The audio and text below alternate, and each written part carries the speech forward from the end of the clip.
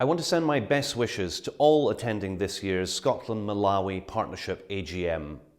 Although I cannot be with you today, I'm delighted with this, the first opportunity for you all to meet in person in over 3 years.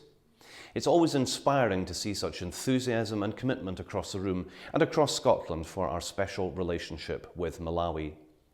We meet today in the midst of immense global challenges which are reshaping the lives of us all, and in particular the people of the Global South, including Malawi. It's through these toughest of times that we must show the strength of our relationship, and it's important now, more than ever, that we remain committed to Malawi and our other partner countries. So I want to begin by thanking you all for your unrelenting efforts in these challenging times. Zikomo Kwambiri. I'm proud to reflect on what we have achieved together over the past year. For example, the Scottish Government is proud to support and provide funding to the Kamuzu University of Health Sciences and their partnership with the University of Glasgow. It's heartening to see the relationship between these two institutions grow from strength to strength. For example, the success to date of the Maldent project to set up Malawi's first dental school with our support. The first cohort of students commenced their studies in August 2019. I was pleased to hear, because of the project, that there are now more dental students than registered dentists in Malawi, a massive achievement. I'd personally like to give my thanks to the team for all their success with the project to date, and I look forward to seeing this progress over the years ahead. Across our whole programme, the Scottish Government remain in close contact with our partners in Malawi and are aware of the immense challenges they face. That's why I'm pleased to announce that we shall be offering 6-month extensions to the existing cohort of projects until September next year. These extensions will allow extra time for activities to be completed and sustains another significant investment in the INGO sector over the next year. I want to use this opportunity to outline today, given these immense challenges, how the Scottish Government's International Development Programme is changing. A key outcome of our recent review was the need to listen to and be driven by voices from our partner countries. This is why my colleague Minister Neil Gray convened and met with our new Global South panel in September. This panel will enable us to access a wider and more diverse range of voices and experience and lend expertise to our programme. The Scottish Government also recently met with Honourable Minister Nancy Tembo and others within the Government of Malawi.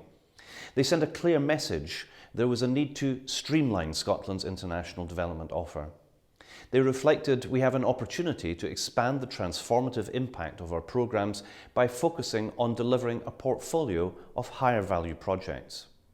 That's why, going forward, following our review and subsequent discussions with Government, our programme will be designed to have a streamlined focus on investment in health and education, and in particular for women and girls.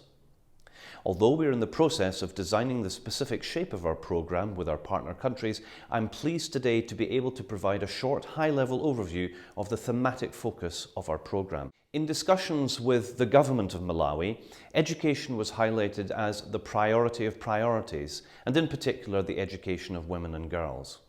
That's why the Scottish Government are in the process of designing an inclusive education programme. The aim is for this programme to enable transformative change, supporting access to education for those often excluded, including women and girls.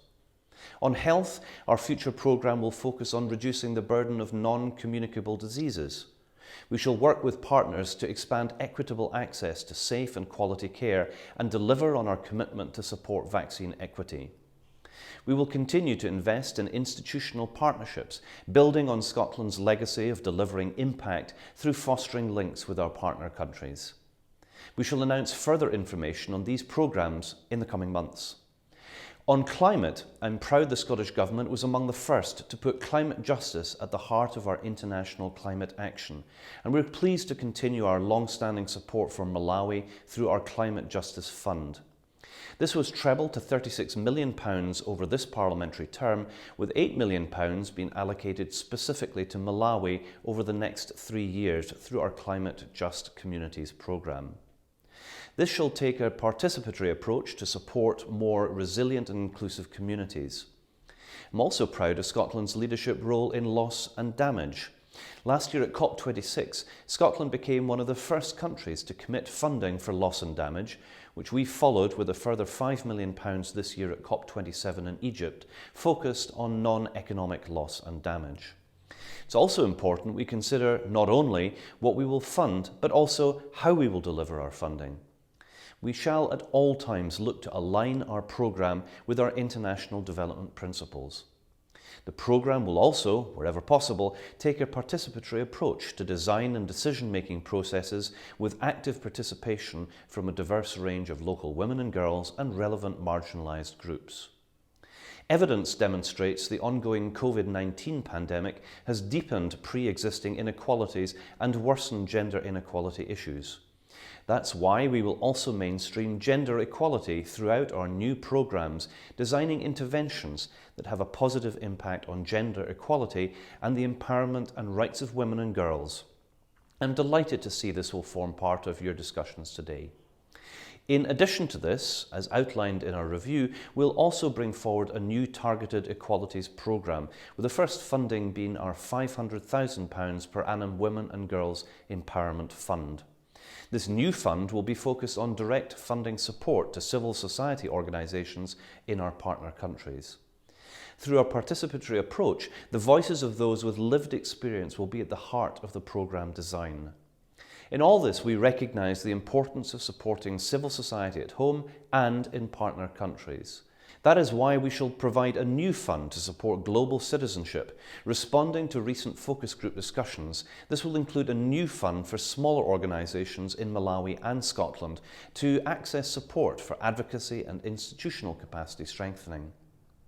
I'm also pleased to announce today a continuation of our support for civil society links between Scotland and Malawi. We shall continue to provide over £370,000 to core fund the Scotland Malawi Partnership and Malawi-Scotland Partnership for another year. In closing, I hope you're excited about the future direction of our programme as I am. I look forward to exploring how we can work together to make this future programme a success and best deliver meaningful, sustainable and transformative change. Thank you.